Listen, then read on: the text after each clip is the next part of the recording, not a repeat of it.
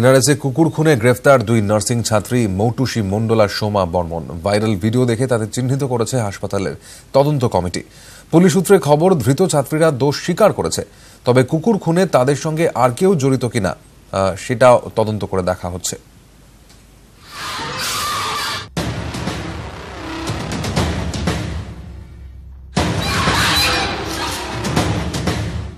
কুকুর খুনে গ্রেফতার দুই নার্সিং পড়ুয়া।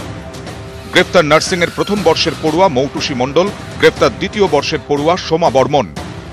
এনআরএস হাসপাতালে প্যাকেটবন্দি 16টি কুকুরছানার দেহ উদ্ধার হয় রবিবার। তারপরেই ডেন্টাল কলেজের ছাত্রদের তোলা এই ভিডিও ভাইরাল হতেই তোলপাড় হয় সোশ্যাল মিডিয়া।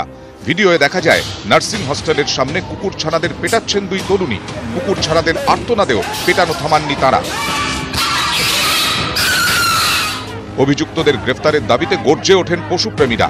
নিরীহ কুকুরছানাদের পিটিয়ে খুনে অবশেষে মঙ্গলবার গ্রেফতার দুই নার্সিং পড়ুয়া।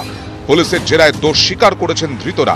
মৌটুসী ও সোমাকে ভিডিও দেখে চিহ্নিত করেছে হাসপাতালের তদন্ত কমিটি। দুজন অ্যারেস্ট হয়েছে, ওরাই ছিল, ওরা কনফেস করেছে ওটা। এদিন এন্টালি থানায় রেজিস্টার নিয়ে যান হাসপাতালের ডেপুটি সুপার দৈপায়ন বিশ্বাস।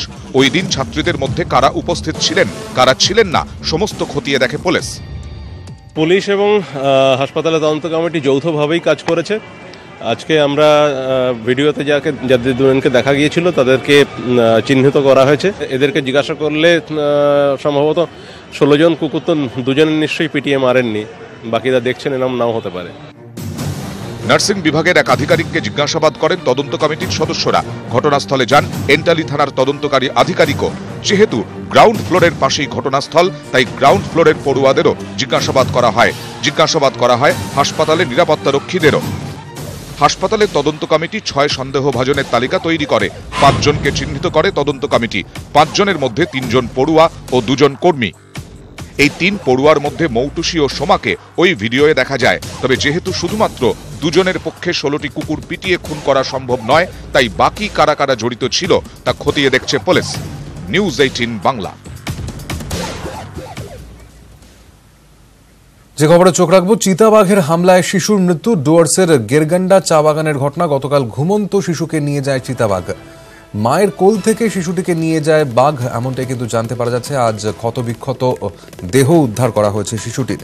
সঙ্গে রয়েছেন প্রতিনিধি রনি চৌধুরী। রনি, জানতে চাইবো তোমার কাছ থেকে ঘটনা সম্পর্কে। বন দফতরের তরফ থেকে কি বলা হচ্ছে এখন?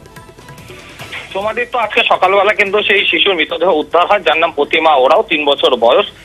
চা বাগানের গেরগান্ডা চা বাগানের দুখিয়া লাইনের বাসিন্দা ছিলেন সেই শিশু। এবং যেটা জানা যাচ্ছে যে গতকাল সন্ধ্যাবেলা সেই শিশুটি বাড়ির মধ্যেই ছিল এবং সেই সময় আচমকাই চিতাবাঘটাকে তুলে নিয়ে যায় এবং সারা রাত খোঁজাখুঁজি চালানো হয় চা বাগানে। বিশেষ করে বন দপ্তর, পুলিশ, স্থানীয় বাসিন্দা এবং বন দপ্তরের প্রশিক্ষিত কুকুর নিয়ে কিন্তু তল্লাশি চালানো হয় গোটা বাগান জুড়ে। এবং আজকে সকালবেলা তার মৃতদেহ উদ্ধার হয় শিশুটি। তবে সবথেকে বড় বিষয় যেটি উঠে আসছে যে এই যে চিতাবাঘ হামলায় বারবার শিশুর মৃত্যু, এই ঘটনাটা কিন্তু বন দপ্তরের মধ্যে একটা বড় প্রশ্ন তৈরি করে দিয়েছে। কারণ স্বাভাবিকভাবে আমরা দেখেছি যে সুন্দরবন এলাকায় কিন্তু রয়্যাল বেঙ্গল মানুষকে হয়ে ওঠে, এটা দেখা যায়, কিন্তু চিতাবাঘ যে মানুষকে হয়ে উঠতে পারে এটা কিন্তু কারো জানা ছিল না।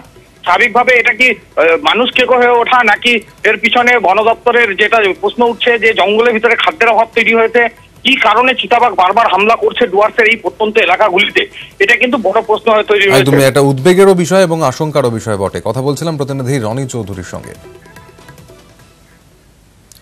বনগাঁয় শুল্ককর্তা সেজে প্রতারণা, কম দামে চাল ডাল বিক্রির টোপ। দীর্ঘদিন ধরেই লোক ঠকানোর ব্যবসা চলছিল। গতকাল এক ব্যক্তির সন্দেহ হয়, জিজ্ঞাসাবাদে অসঙ্গতি ধরা পড়ে। তারপর অভিযুক্তকে পুলিশের হাতে তুলে দেওয়া হয়েছে। শুল্ককর্তা সেজে কম দামে চাল ডাল বিক্রির টোপ দিয়ে প্রতারণার ভালোই ছক কষেছিল ওই ব্যক্তি।